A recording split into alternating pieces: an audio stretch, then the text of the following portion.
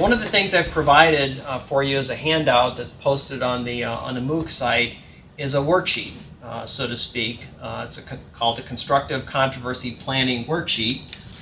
It's attached on the MOOC site, and it's a way for you to put down your ideas for how you might teach a controversy, what the controversy might be, what the objectives are, and you might start with one of the problems or emerging topics that I asked you to post on the discussion forum.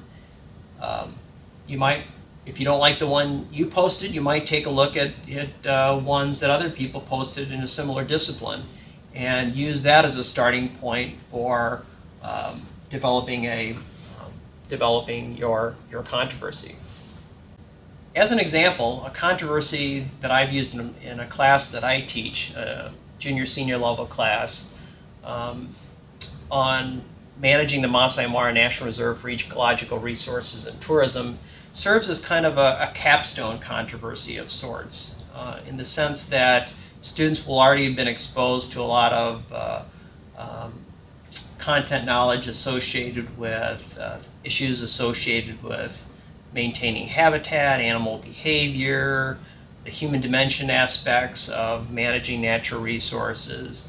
And to start out the controversy, I often show them these slides or these types of slides to provide them a context for some of the issues associated with what the controversy is. And it also provides a bit of a hook to engage them with this problem and what the issues are associated with the problem. As I mentioned, with a controversy, you just want to start off with providing general information that would be available to all the stakeholders associated with the controversy. So when introducing this controversy, I'll talk a little bit about the issues in terms of the need to maintain viable wildlife populations, some species that were relatively rare. What are the issues around animal behavior? How is habitat suitability and land use practices and oftentimes conflicting with one another? What do some of the local peoples what are their cultural needs for natural resources and the need to maintain the aesthetics of these environments? As with any teaching and learning practice, be real explicit about what your goals are. For this particular controversy, I stress that their goal in student groups is to come up with the best management practices, which have to include social, ecological practices to conserve natural resources on the reserve while meeting social, economic, and cultural demands of the people. So this is their benchmark, this is their threshold, that if their management practices that they're coming up with don't meet all these demands, then it's not an effective solution. The thing that you need to emphasize when using constructive controversies is this is not a debate.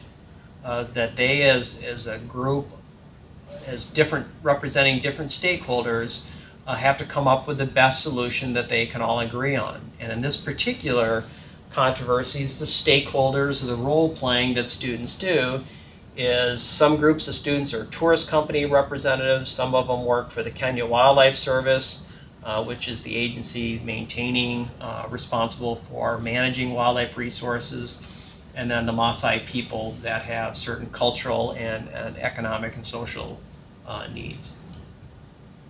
So in managing the controversy and implementing a controversy, again, as an instructor, you've got a lot of homework in the front end to do in terms of why are you discussing the case, what are your objectives, and think about how you're going to assign individuals to a stakeholder group. As students, they need to then read the descriptions for only their respective stakeholder, make sure that you understand it and you can represent your groups in a broader with the other stakeholders, and to prepare comments. So one outcome of if they're representing the Kenya Wildlife Service or the tourist company or the Maasai is to be able to describe to the other students who they are, issues they have, what they think are potential solutions and questions. And then the last part is to form multidisciplinary groups after they've had time to work in stakeholder groups, and so they can discuss and share the information about them, what their issues are, and what questions they have about the controversy.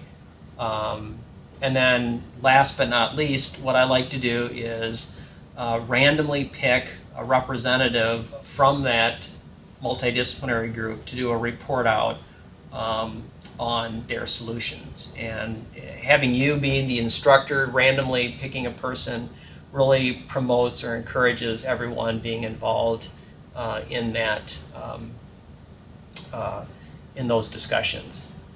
So last, a few take-home points. First of all, for educators, know what the employers expect from employees and share this with your students. Make sure the students in your class know why they are working on a controversy or case, why you're using the process that you are, because it emulates the environment of a working professional in your discipline. Then it's going to require them to integrate material, to figure out what they need to learn, or to integrate what they already know to address the case or controversy. The second of all is to use practices that are student-centered.